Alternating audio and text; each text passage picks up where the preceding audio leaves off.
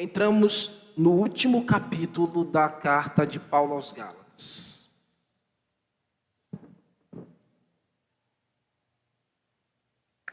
E depois de hoje, nós teremos ainda mais 2 sermões para terminar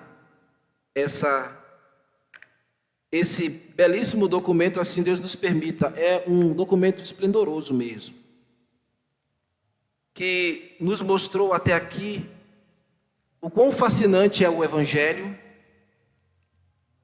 E a gente aprendeu aqui o que é o Evangelho: justificação pela fé, a sã doutrina da graça, que nos mostrou a função real da lei, que nos serviu como aio até a vinda de Cristo. Cristo que é a esperança, a promessa e a herança daqueles que creem. E Paulo nos mostrou nesta epístola que até mesmo o nosso pai na fé, Abraão, já fora justificado lá no Antigo Testamento, na esperança do descendente, e na plenitude do tempo viria a ser conhecido como o nosso Senhor Jesus Cristo. Aprendemos com Paulo que a justificação ou a justiça de Deus revelada na pessoa de Cristo não independe de práticas ritualistas e nem de cerimônias religiosas judaizantes, como estes assim insistiam que os irmãos, os gálatas, deveriam incorrerem como fundamento para a sua salvação. Paulo brigou, a gente viu Paulo irado. Ele defendeu a honra de Cristo, a causa do Evangelho, o seu apostolado, e nos ensinou também a viver uma vida plena na liberdade com qual Cristo nos libertou. E aí ele nos encorajou por meio desta carta a vivermos também uma vida longe do legalismo, como também repudiando toda a obra da natureza humana, as obras da carne. Nos encorajou também a andar no Espírito Santo, de tal modo que o fruto do Espírito Santo fosse evidenciado integralmente em cada um de nós. E vocês lembram, irmãos, o último sermão que eu intitulei Frutificando do Espírito Santo? Paulo falou de amor, alegria, paz, longanimidade, benignidade, bondade, fidelidade, mansidão, domínio próprio. No sermão desta noite, que é o antepenúltimo sermão desta série expositiva em Gálatas, o tema eu chamei o socorro mútuo e a responsabilidade cristã. O socorro mútuo e a responsabilidade cristã. Paulo começa seus últimos conselhos, os seus conselhos finais, admoestando os gálatas quanto ao auxílio que eles deveriam prestar pelos irmãos não amadurecidos na fé. Os irmãos mais maduros deveriam cuidar dos irmãos mais débeis na fé. Evidentemente, isso que Paulo vai nos mostrar aqui está muito longe de qualquer predileção ou de qualquer tipo de favorecimento, ou mesmo qualquer arrogância de se achar mais preparado, mais crente do que o outro. E nós vamos ver aqui, irmãos, como ele aplica esta verdade, de como o socorro deve existir no meio da igreja, o socorro mútuo, e como isso é uma responsabilidade na vida cristã. Vamos ver como ele faz isso, como ele ensinou os nossos irmãos ali no primeiro século, e como isso encontra o seu lugar perfeitamente na ambiência da igreja no tempo de hoje. Vamos à palavra de Deus, por favor, vamos ficar de pé para a leitura da Sagrada Escritura. Gentilmente, por favor, abram capítulo 6, versículo 1 ao versículo 5. É esse o extrato da nossa exposição essa noite.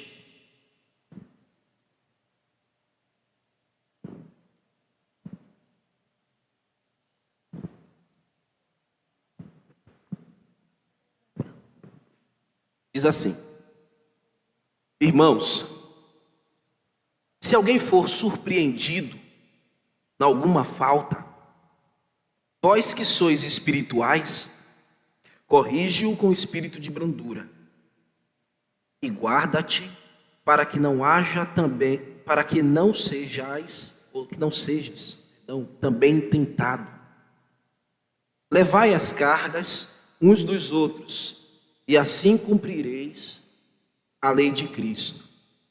Porque cada um levará o seu próprio fardo. Senhor, eis a tua palavra. Foi lida, mas eu rogo ao Senhor que o Espírito Santo faça que ela chegue ao nosso coração. É um privilégio para nós podermos estar aqui, Senhor, diante dela. É um prazer poder falar a tua palavra. Então aqui, Senhor, há sentimentos mútuos também. Aqueles que vêm com sede para ouvir a tua voz. E o teu servo, tão humilde aqui, que carece de ti para comunicar. Faz, Senhor, a tua obra no meio do teu povo, para que o nome de Jesus Cristo seja glorificado. E no final, Senhor, desta reunião, somente o teu nome seja vislumbrado por todos. Sejamos mais aperfeiçoados, amadurecidos em Cristo. Amém. Amém. Podeis assentar, queridos.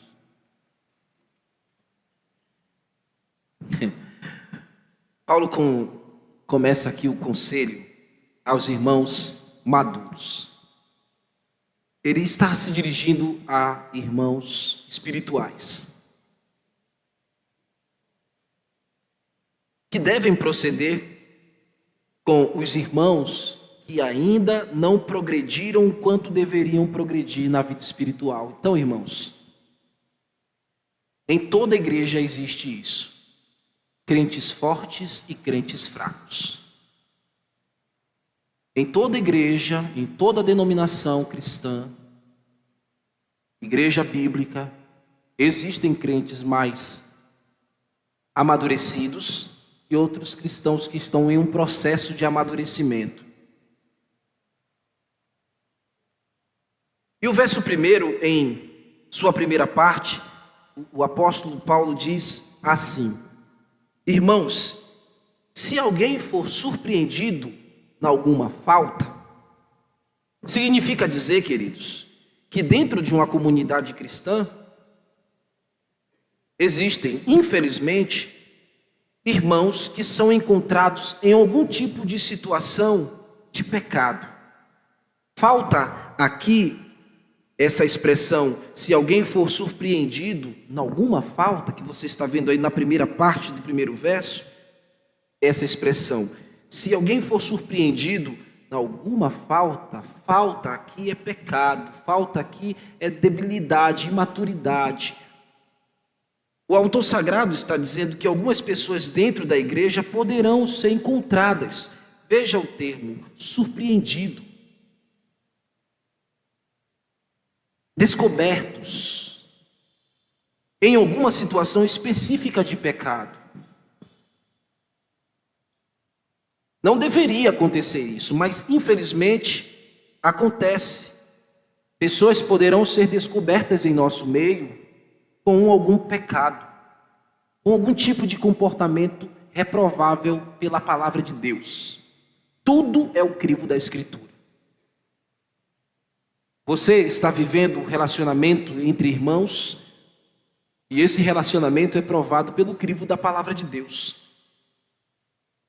Então o termo em algum pecado, é nos fazendo lembrar que existem alguns irmãos que podem ser descobertos em algum tipo de deslize, algum pecado específico. E o termo falta aqui quer dizer isso também. Alguma coisa, alguma especificidade que não foi aprovada pela palavra de Deus. Lembremos, meus irmãos, que na própria carta que nós fizemos até aqui, a exposição, Paulo já havia advertido os Gálatas desta triste realidade no meio deles. Alguns que deliberadamente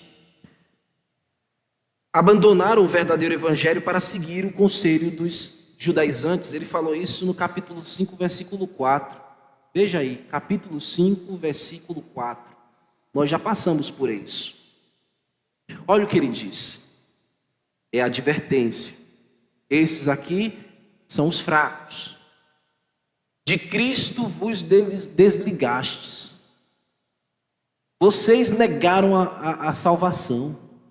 Vocês negaram o evangelho. De Cristo vos desligastes, vós que procurais justificar-vos na lei da graça decaístes. Então existem pessoas no meio da igreja que decaem da graça, que a não maturidade leva elas a esse caminho. Infelizmente, meus irmãos, pessoas em uma comunidade de fé respondem arbitrariamente, tomam atitudes arbitrárias. Não significa livre-arbítrio, mas há arbítrio, há vontades, que podem ainda estar escravizadas no pecado. Então, todos os homens e mulheres e jovens e crianças que estão aqui, a boa teologia diz que não possuem livre-arbítrio. Ou são escravos de Cristo ou são escravos do pecado. Então, o seu arbítrio, que é a vontade, ou está escravizado no pecado, ou está escravizado em Cristo. E numa comunidade de fé, a gente ainda vê essas coisas. Isso vai acontecer sempre. Escolhem os seus caminhos, os caminhos dos seus próprios corações, se afastam da lei de Cristo, da graça de Cristo, e é lamentável, meus irmãos, entre muitos dentro da igreja que podem ser pegos, surpreendidos. Imagina. Além de ser vergonhoso, constrangedor, é prova de que ainda, em muitos aspectos, é nítido que não se houve uma regeneração no interior. Tipos de pecados que podem estar e estão de fato caracterizados naquela lista que ele falou da obra da carne.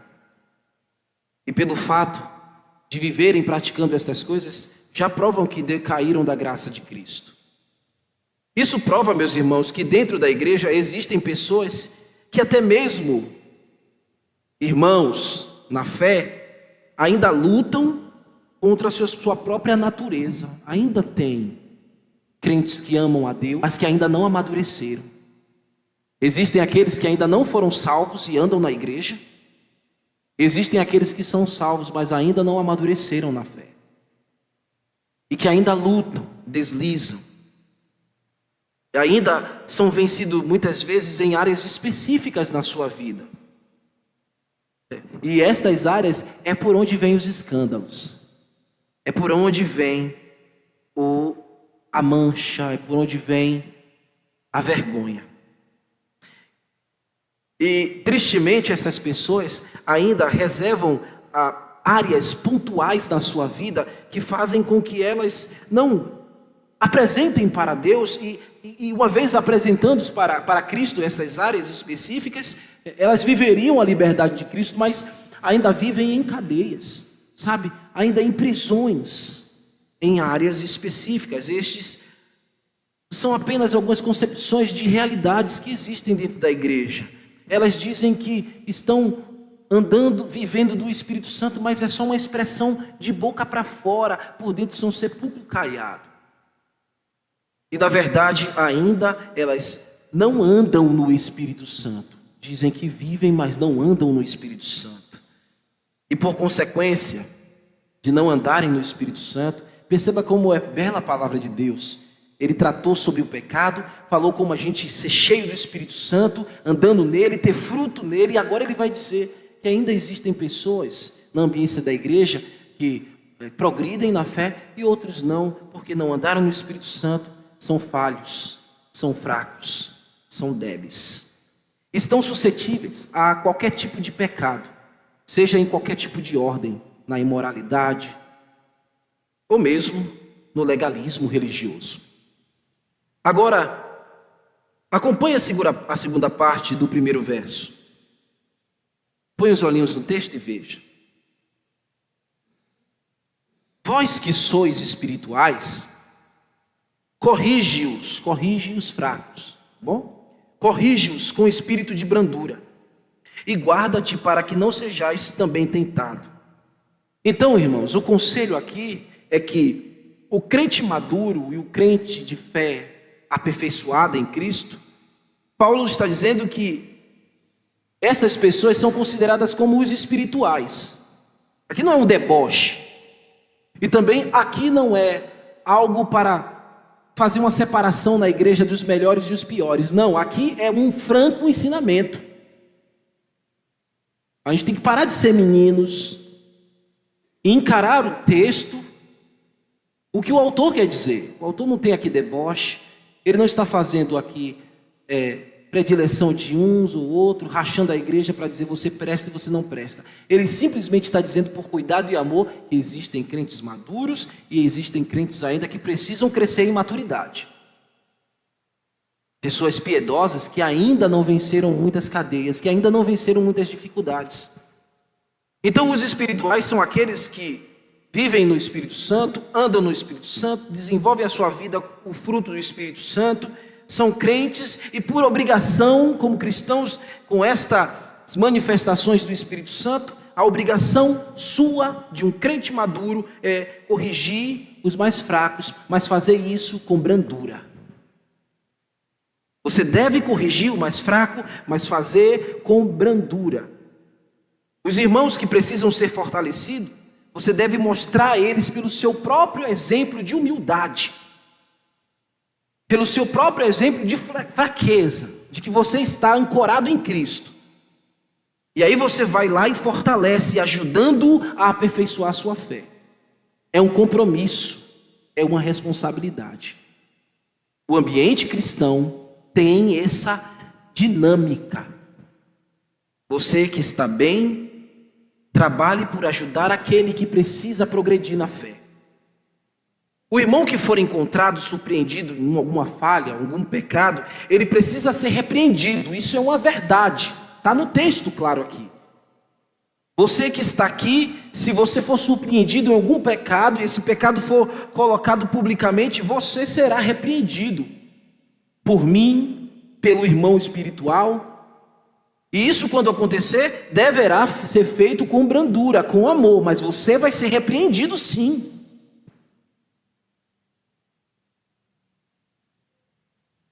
O idioma do Novo Testamento, essa expressão corrige-o, este verbo aqui, ele comunica a ideia de emendar ossos quebrados. A ideia é essa. Você vê alguém que foi quebrado por alguma falta, vê algum irmão que fragilizado quebrou-se por causa de um pecado, e aí a orientação é: vai lá e corrige-o, ata este irmão novamente. Faz colar novamente este irmão aonde ele quebrou, restitui a força do teu irmão, fortalece ele novamente na fé, leva-o à progressão espiritual. A correção que Paulo está dizendo aqui é neste sentido: corrige-o assim. O que você vê cansado, quebrado pelo pecado, por alguma falta que você o surpreendeu, é a hora de consertar, é a hora de corrigir com brandura. Porque se você não usar a brandura, você vai espedaçar, você vai esmiuçar. E o Senhor disse, Jesus disse: não esmague o morrão que está fumegando, ou a cana que está quebrada. A gente precisa consertar, corrigir, ajudar em fé. Isso é graça, isso é amor.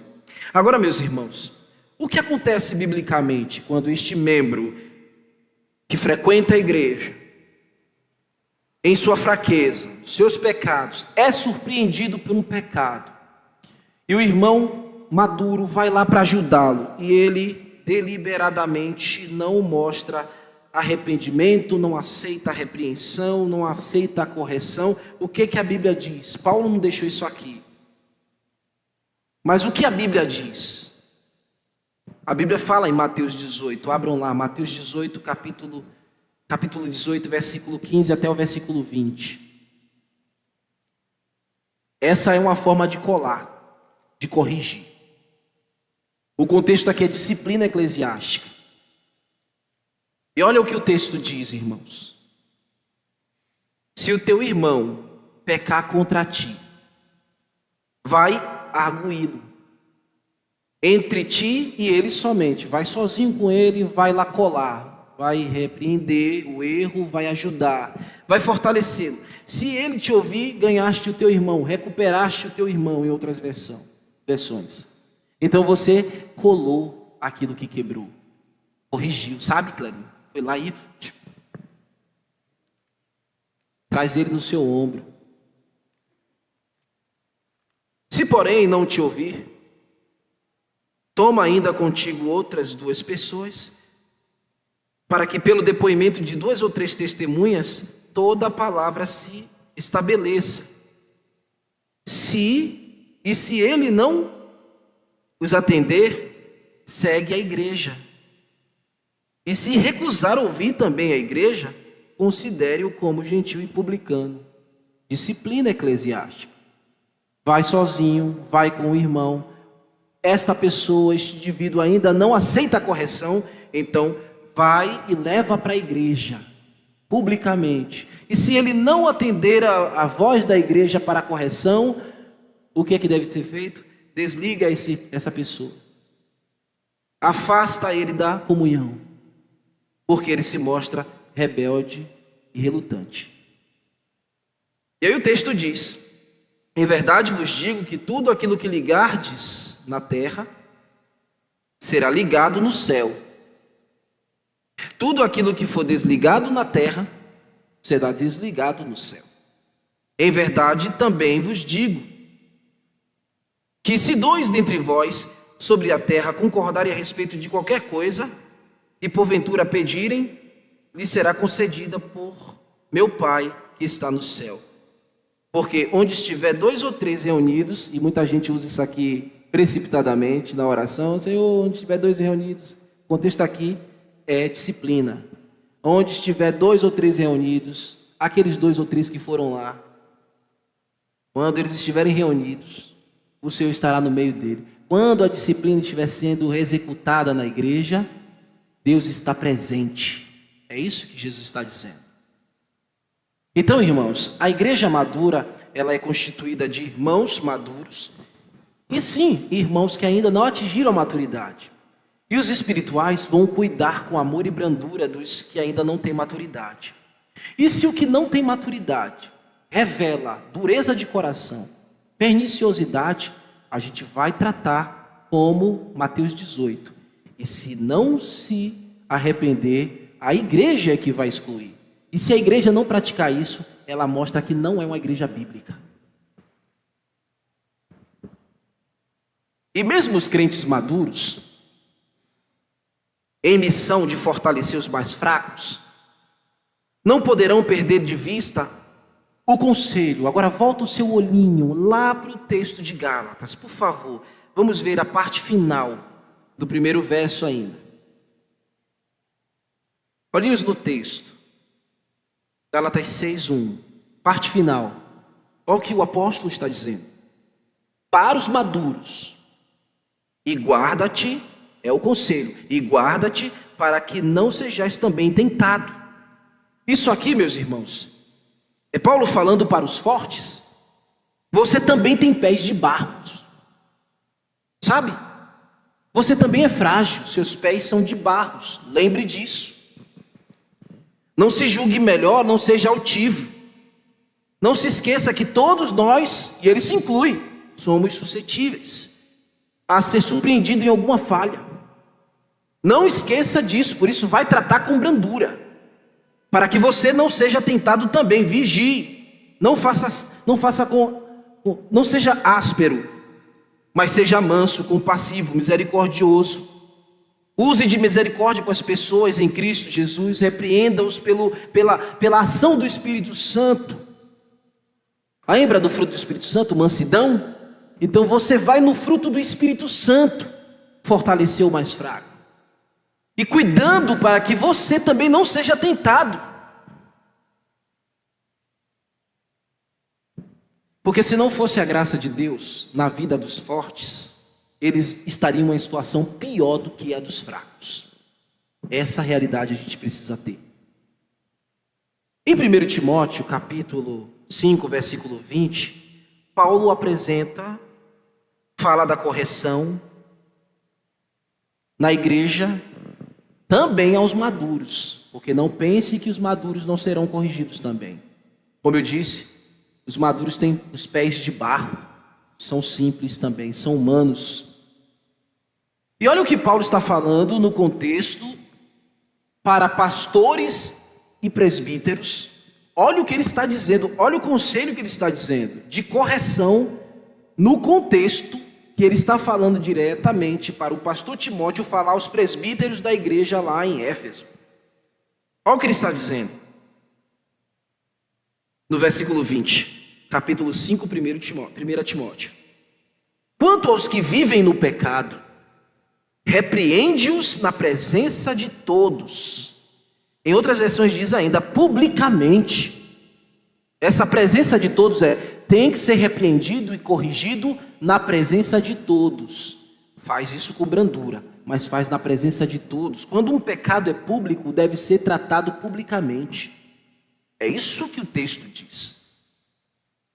Para que também os demais temam. Ou seja, se for um pastor, se for um diácono, se for um homem que frequenta qualquer tipo de departamento da igreja, se ele é presidente da delegação da diretoria, seja quem for ou não, é crente maduro, é crente firme, mas falhou publicamente, pecou um pecado moral, alguma coisa nessa ordem, publicamente ele deverá ser repreendido. E Paulo colocou todos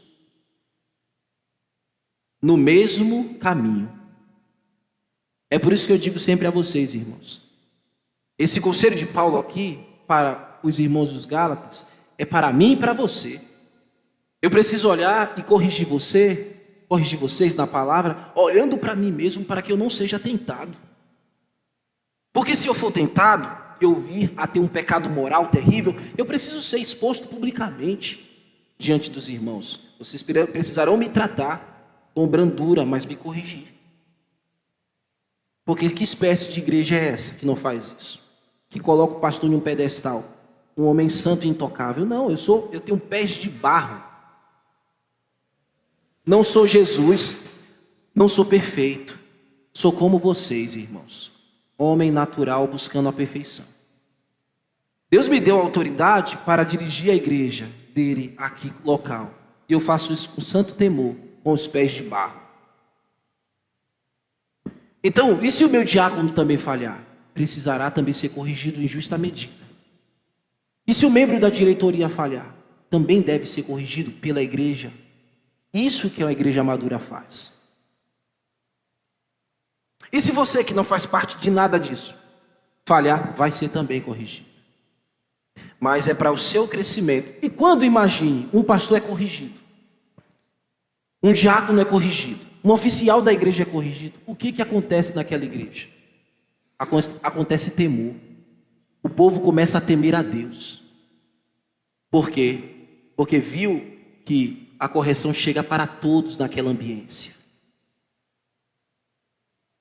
Se o pastor começar a eivar o seu coração para a vaidade, para os prazeres do mundo, riqueza, dinheiro e fama, ele tem que ser corrigido. Ele não serve à igreja para ganhar dinheiro. Eu preciso ser sustentado, é verdade, mas não posso fazer isso com sorte da ganância. Então eu preciso ser sustentado pela igreja em justa medida. Em uma condição em que a igreja pode sustentar e que eu consigo me viver. Tem que ter equilíbrio. Não adianta dar tanto dinheiro ao pastor, porque se você der tanto dinheiro ao pastor, o pastor pode se envaidecer. E o pastor pode entrar por um caminho de vaidade e se perder. O pastor tem que receber aquilo que ele precisa para viver. O diácono também. Ele foi levantado por Deus para estar em uma posição na igreja como oficial, ele precisa ser o mais servo de todos. Isso não coloca maior do que ninguém. E se ele alcançar alguma atividade da igreja e for remunerado também por isso, deverá receber sim, digno, tanto é o pastor como o diácono ou qualquer outra pessoa, de ser remunerado pela igreja. Mas ele precisa cuidar do coração dele para que ele não seja tentado. E isso aqui que eu estou falando, irmãos, que é um parêntese grandão aqui da mensagem, mas cada um tem a sua necessidade, cada um tem a sua especificidade, e cada um tem que ser assistido da maneira correta, e não passando dos limites, das estribeiras, e depois se geram outros problemas. Fecho parênteses, tá bom? Então, meus amigos, existe um outro texto aqui na palavra de Deus que segue conselhos semelhantes a esse de Paulo. Em 1 Pedro, capítulo 5, versículo 8 ao versículo 10. Olha o que a palavra de Deus diz. Sede sóbrios e vigilantes. O diabo, vosso adversário, anda em derredor como leão, rugindo e procurando alguém para devorar, para tragar. Ele está procurando o crente maduro, você sabia disso? Ele está buscando o crente amadurecido, o crente firme na fé, rugindo como leão para destruir. Resiste-lhe firme na fé, certos de que os sofrimentos iguais aos vossos estão se cumprindo na vossa irmandade espalhada pelo mundo inteiro. Ora, o Deus de toda graça, que em Cristo vos chamou à sua eterna glória, depois de terdes sofrido por um pouco, Ele mesmo vos há de aperfeiçoar, firmar, fortificar e fundamentar. Amém? É Cristo que nos fortifica.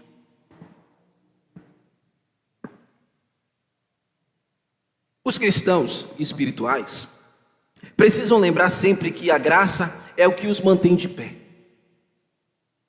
E não levarem em conta o fato de estar em pé como que se fosse isso um fim em si mesmo. É a graça que lhe sustenta, irmão.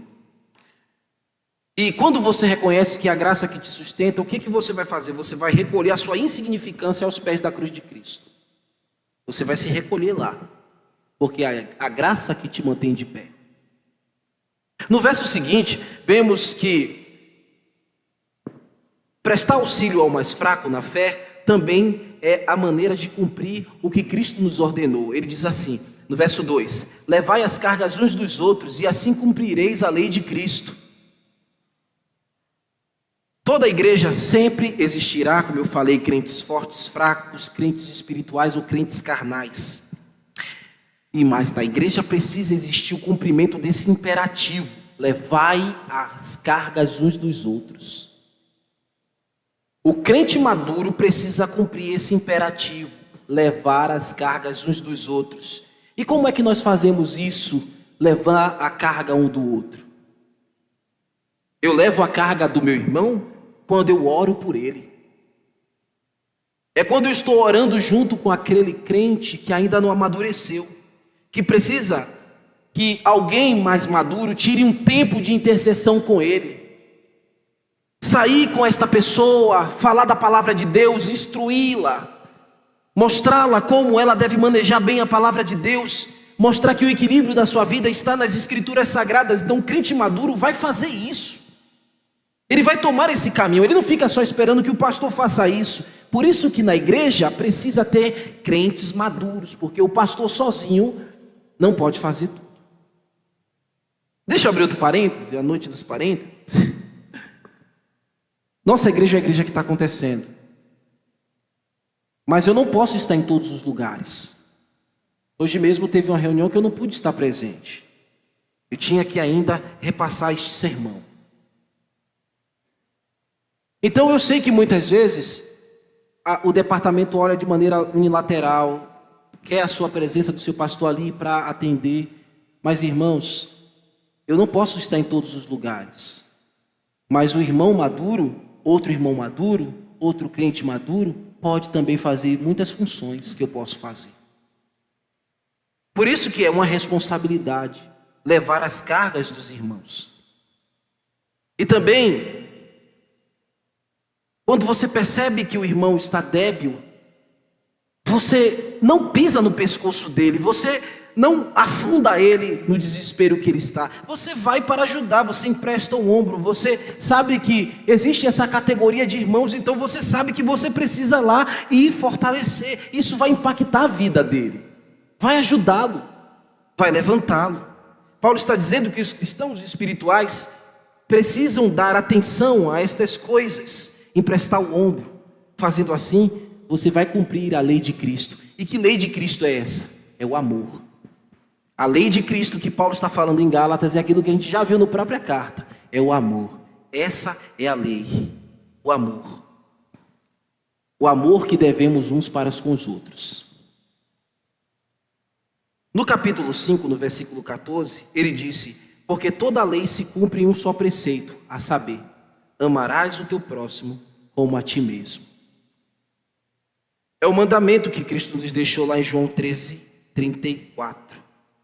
Agora veja aí o verso 3 ao verso 5.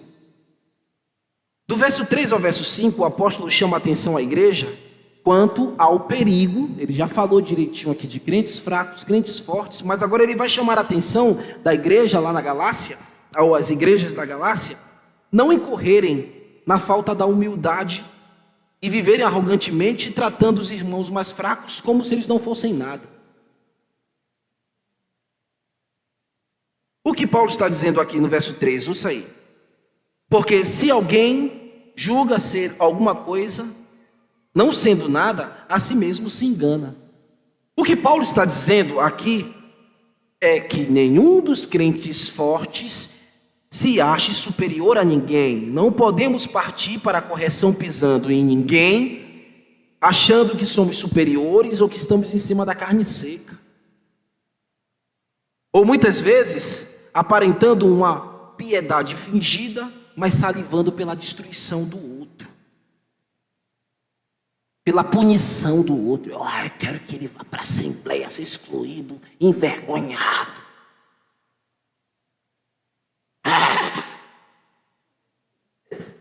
Parece aquele chapéu de bruxa e aquele tacho.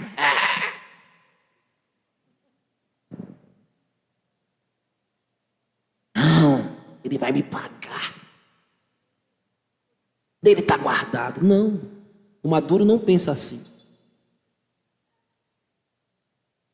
Muitas vezes o crente maduro vai sofrer muito na igreja, vai chorar muito na igreja. Mas é como o Clerinho me falou: pastor, seu ombro está largo, aguente a pressão. Não foi, Clerinho? Lá ontem na festa, na reunião que a gente estava.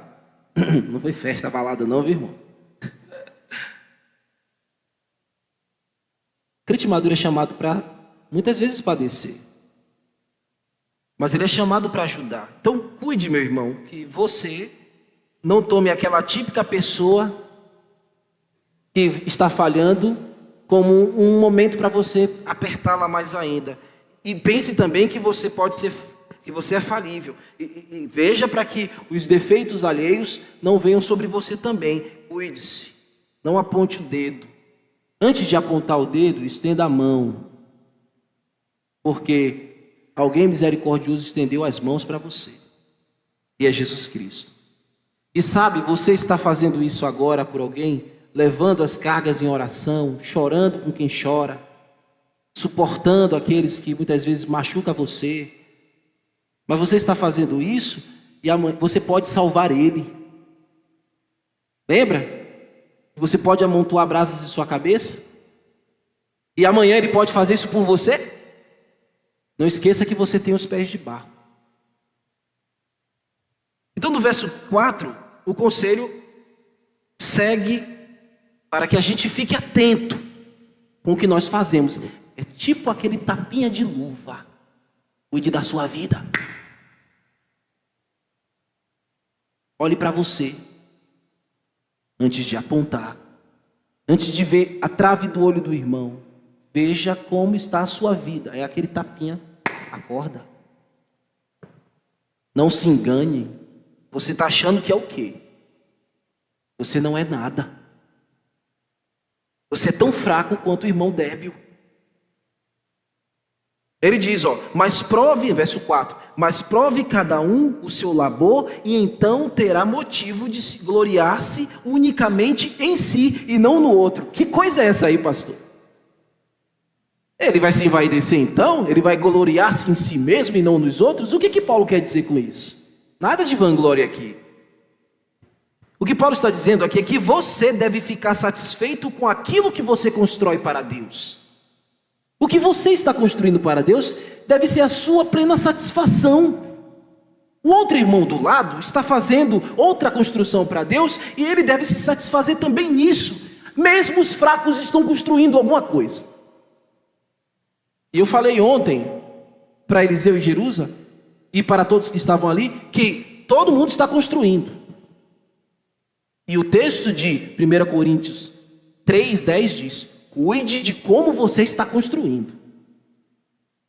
Paulo está dizendo aqui, olha, você não pode ficar olhando o trabalho alheio e ficar medindo a sua vida com a vida do outro. Um crente forte quer medir as suas atitudes pelos outros crentes fortes, ou então medir as suas atitudes pelos crentes fracos. Não é nada disso.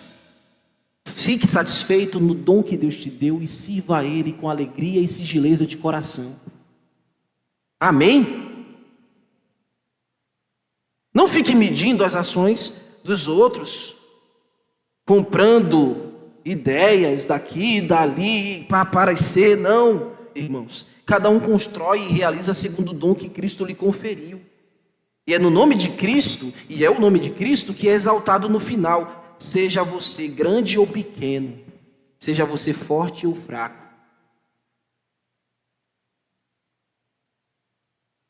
Se a sua construção é para Cristo, tem o seu devido valor. E eu não preciso tocar trombeta para você.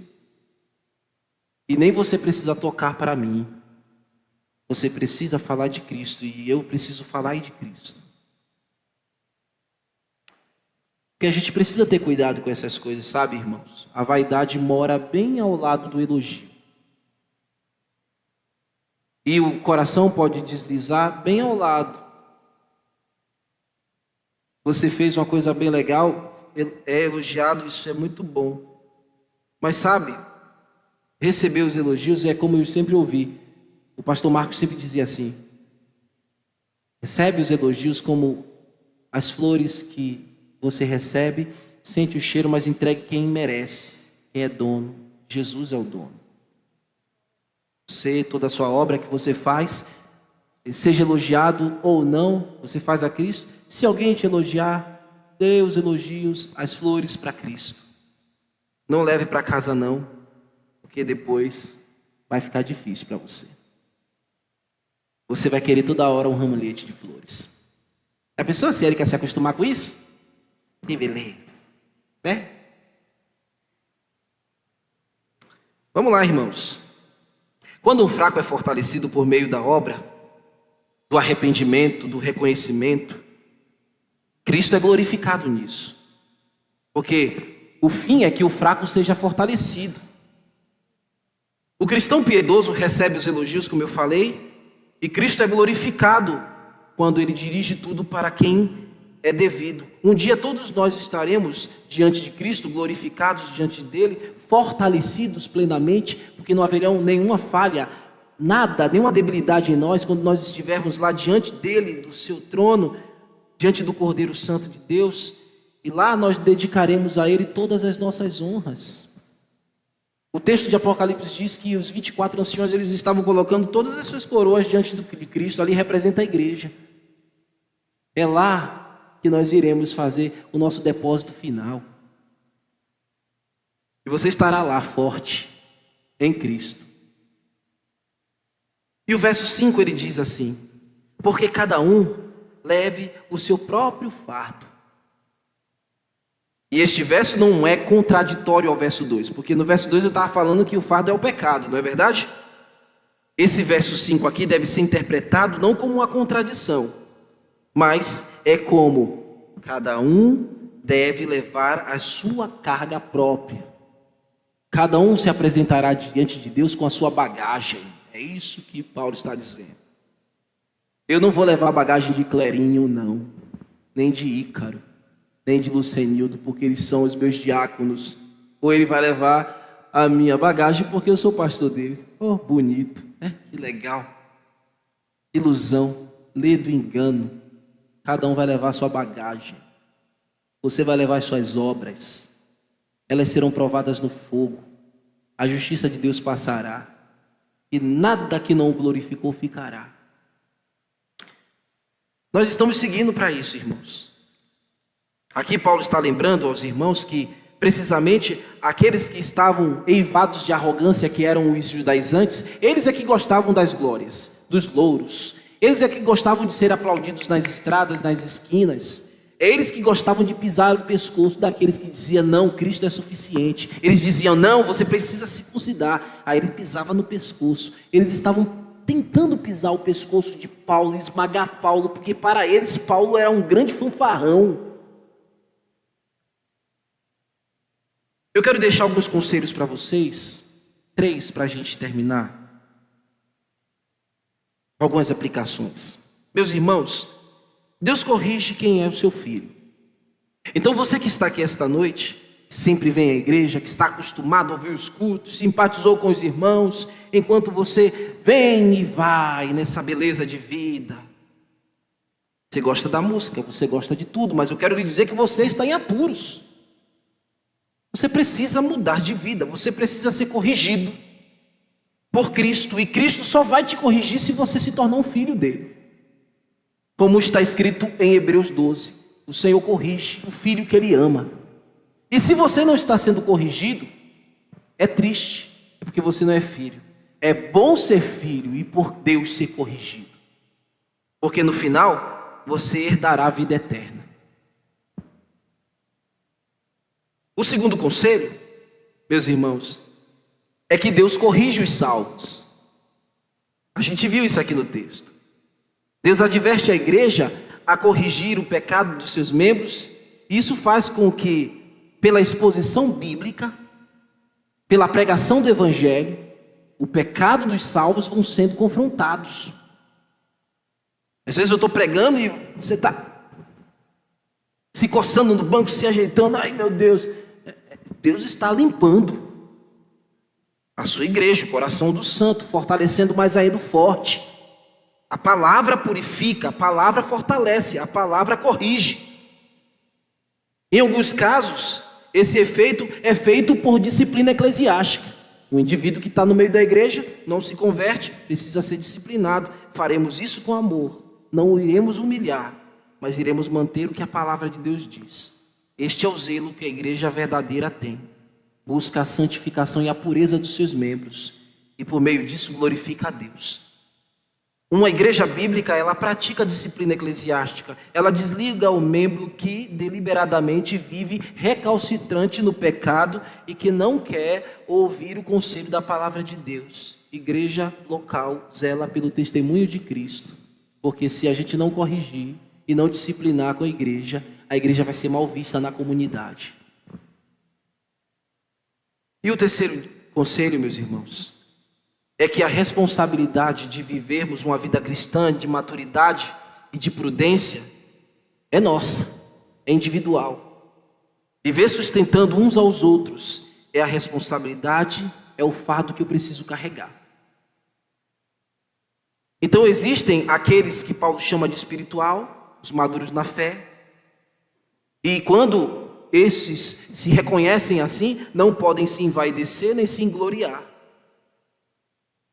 Achem melhor o lugar da humildade e atinja cada vez mais a sua maturidade. Lembre-se que mesmo você forte, você está indo para a estatura do varão perfeito.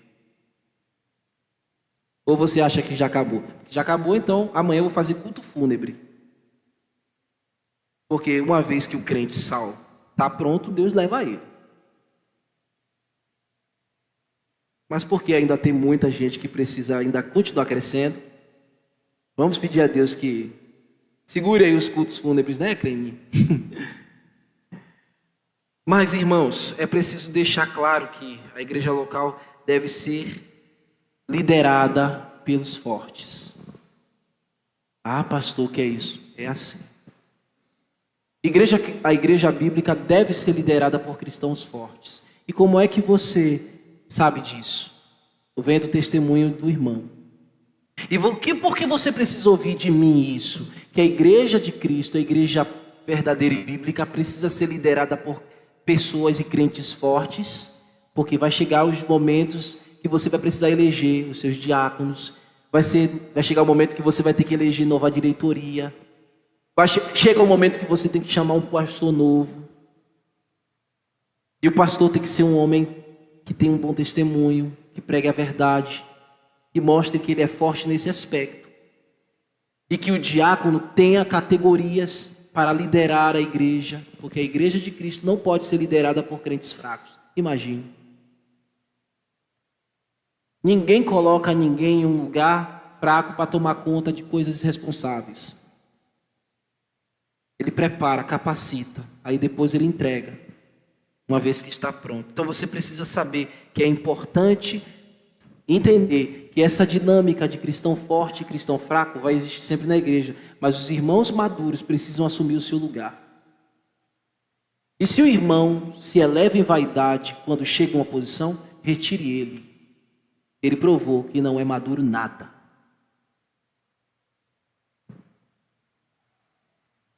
Então importa que sejamos maduros e não autoritários. Importa que sejamos santos e piedosos, não legalistas. Nós já estamos encerrando essa carta e eu espero que essa ideia central também do legalismo tenha sido entendido pelos irmãos. Porque Cristo não santificará o seu lugar, a sua igreja, o seu prédio, ou aqui o altar, como dizem algumas pessoas, aqui é um palanque, aqui é somente uma plataforma.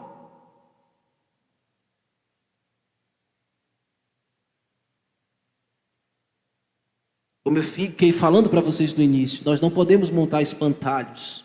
Deus não se glorifica com espantalhos.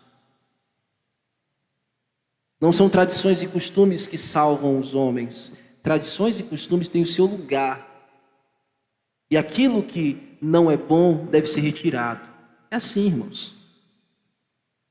Então, tanto os maduros quanto os mais imaturos precisam seguir o único caminho. Cristo como alvo. Que carregou o fardo mais pesado. Ninguém carregou o fardo mais pesado que Cristo. E mesmo assim, Ele nos deu o seu exemplo. Então, acolhei com amor.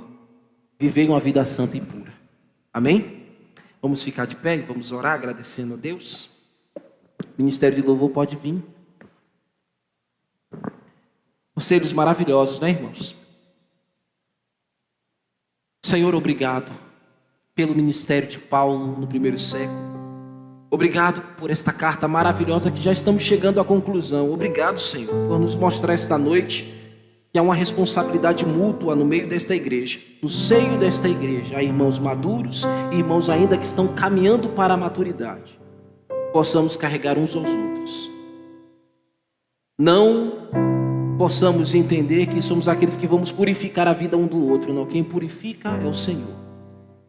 E purifica pela Tua palavra, pelos gestos de amabilidade. Leva-nos, meu Deus, a praticar a vida cristã prática. Chegamos neste ponto da carta e queremos glorificar o Teu nome com a nossa vida. No nome de Jesus, eu oro. Amém.